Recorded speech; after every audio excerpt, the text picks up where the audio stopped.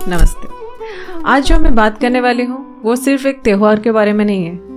ये एक यात्रा है, एक परंपरा, एक विश्वास है जो उड़ीसा लोगों के लिए सिर्फ उत्सव नहीं बल्कि जीने का एक तरीका है। एक ऐसी परंपरा जहाँ भगवान खुद अपने भक्तों के बीच में आते हैं। मैं बात कर रही हूँ जगन्नाथ रथ यात्रा की, और आज हम समझेंगे कि उड़िया लोग इस यात्रा को इतने शिद्दत के साथ क्यों मनाते हैं।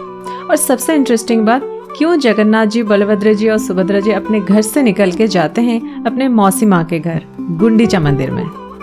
इस वीडियो में हम जानेंगे कि रथ यात्रा का असली मतलब क्या है और मौसी माँ कौन है, भगवान अपने घर से निकल के क्यों आते हैं, इस दिन उड़ीसा में क्या क्या होता है, और एक ऐसी कहानी जो हर बार सुनने के बाद भी नई लगती है।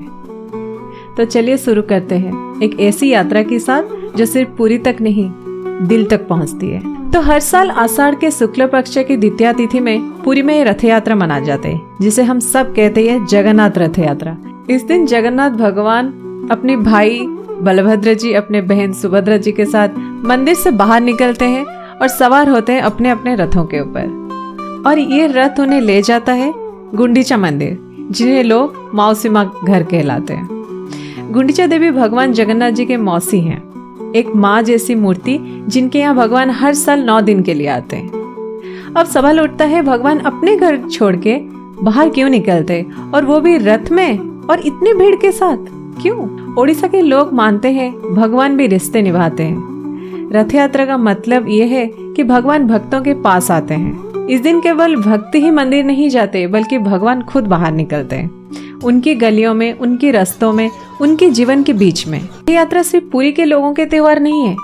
पुरी के हर कोने से, उड़ीसा के हर गांव से और भारत के अलग अलग स्टेट से भी लोग आते हैं, सिर्फ दर्शन के लिए, एक झलक के लिए, एक खुली आंखों से प्रेम देखने के लिए। अब जानते हैं मौसी माँ कौन है, जो गुंडीचा मंदिर में है वो कौन है। गुंडीचा मंदिर को मौसी माँ मंदिर इसलिए कहा जाता है क्योंकि यहाँ जगन्नाथ जी के मौसी माँ गुंडीचा देवी का वास है।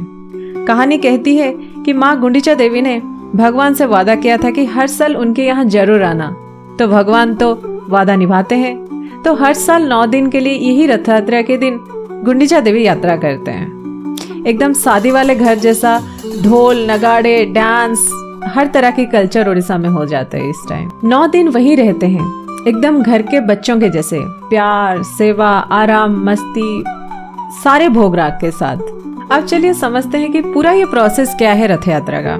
तो पहले ही शुरुआत होती है रथों के निर्माण से।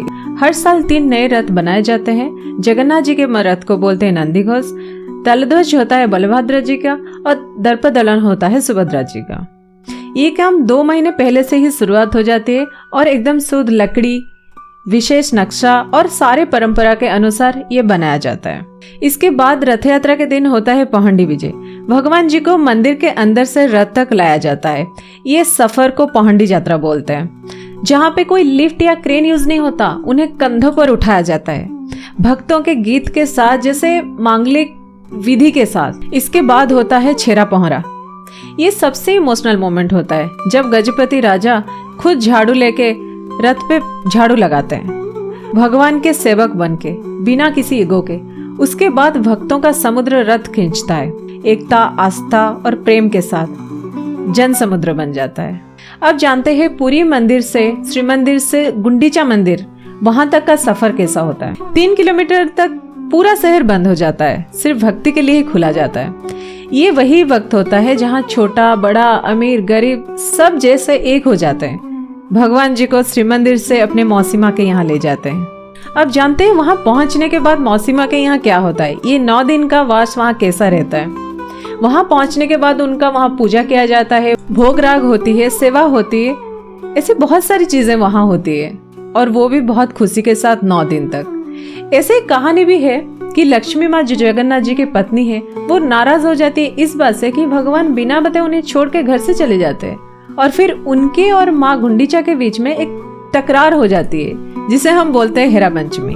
और फिर 9 दिन के बाद होती है बाहुड़ा यात्रा, मतलब वापस घर आना। इस दिन भी रथ खींचा जाता है, लेकिन इस बार गुंडीचा मंदिर से श्री मंदिर तक आना, मतलब अपने घर आना। और जब भगवान घर आ जाते हैं, फिर लक्ष्मी माँ उनके घर के दरवाजे बंद कर देते हैं। भगवान को मनानी पड़ती है, यानी कि रसगुल्ला, मिठाई, ये सब देके उनको मनानी पड़ती है। फिर वो मान जाते हैं, फिर मिलती है एंट्री। ये उनकी लीला है और यही प्रेम है। अब जानते हैं क्यों ओडिया लोग इतना मानते हैं जगन्नाथ जी को। ओडिशा के लोगों के लिए जगन्नाथ जी परिवार के सदस्य की तरह हैं। वो हर घर में बसते हैं, भले ही मूर्ति के रूप में या मन के रूप में, बट हर घर में होते हैं। इसीलिए रथ यात्रा के समय पूरा ओडिशा जी जान लगा जाता है कि सजाने में, उनको वेलकम करने के लिए श्री मंदिर में। कई लोग मानते हैं जो रथ खींचते हैं उसकी 100 जन्मों के पाप कट जाते हैं, और कई लोग ऐसे भी मानते हैं कि एक बार दर्शन हो जाए तो मन की शांत आ जाती है।